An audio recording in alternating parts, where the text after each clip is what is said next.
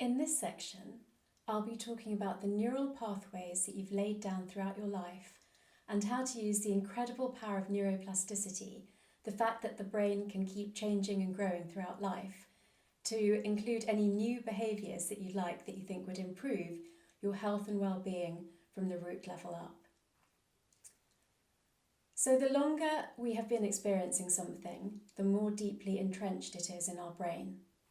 And that's why the neural pathways that relate to things like the values that we hold, the roles that we play in our family and social circle, how boundaried we are or not, the expectations that we place on ourselves, and the secrets that we keep, can be so deeply embedded in the neural architecture of our brains that we're not really aware of how much they drive our behaviour.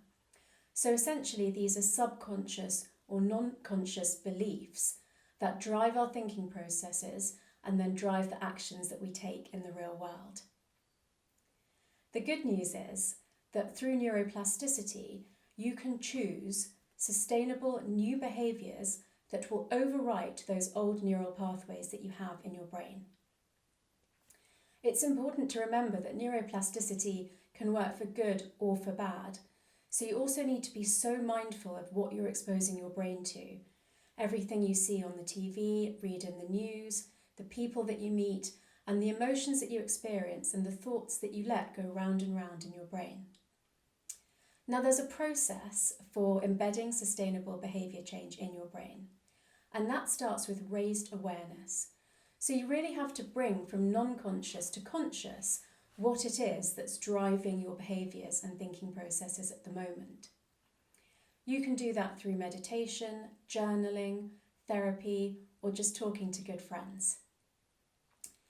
Once you've identified what might be holding you back from success, what barriers you may be placing in front of yourself, or just old patterns of thinking and behaviour that no longer serve you, you can start to focus attention on certain situations or relationships where these behaviours tend to show themselves up. At first, it's important just to notice where you could have done something differently, rather than jumping straight into action. Once you've spent some time reflecting on this and you have a few good examples of ways that you think or behave that you'd like to change, you can start the third step of deliberate practice, which is choosing a new way of behaving or choosing a new thought or positive affirmation or mantra that you can use to overwrite old, unhelpful thought patterns, and then deliberately practicing these actions and thoughts until they become so strongly embedded in your brain that they become the default pathway for your brain to send energy along.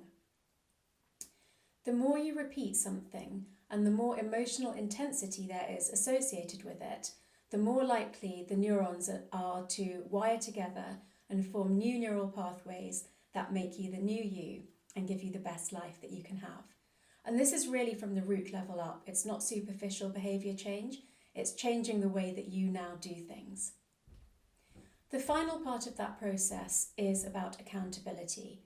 We all have so many good intentions, but we don't always see them through. And that's why an app like Living Ashram or a buddy that you're going through this behaviour change process with really helps you to be much more successful than if you just have vague thoughts about changing a way of being or acting.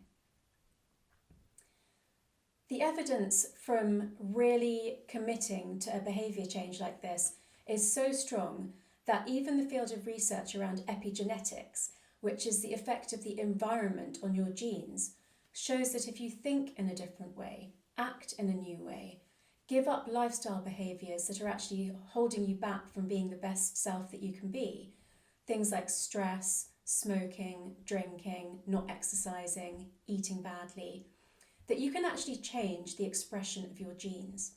So we all have parts of our genes that can be switched on or off. So even if we have certain likelihoods of getting certain diseases or living to a certain age, through our thoughts and our behaviours, we can change some of those outcomes. Pretty incredible. One way to approach this is through positive visualisation. So you can visualise yourself healthy and well, and you can really take that to the core of you and see yourself exhibiting these good behaviours and visualize the outcome that that would have for you in the future. Another way of priming your brain to make sure that you stay accountable to these goals that you really want to reach is to create what I call an action board. Now, this is like a vision board. It's a collage of images, metaphorical or literal, that represent all the things that you really want in life. But the scientific part says that you also have to take goal-orientated action towards making these things come true. You can't just sit at home and fantasize about them coming true. So if you create an action board, you look at it every day, you visualize it coming true, and you take the actions, whether it's from the brain-body connection actions that you committed to, or something to do with a longer, more sustainable behaviour change, and you keep doing them, you'll see the results rolling in.